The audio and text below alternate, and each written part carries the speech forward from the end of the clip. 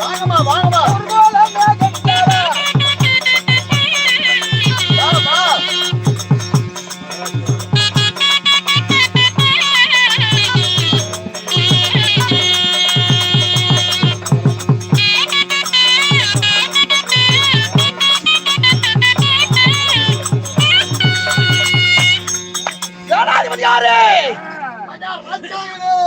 இப்பொழுது தெரிந்தாயா எப்படி?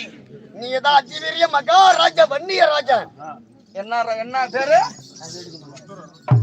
என்ன பேரு? நீங்க சொன்ன பேர் தாங்க. அக்கணியில பிறந்த அதிவீர வன்னிய. அக்கணியில பிறந்த அதிவீர வன்னிய.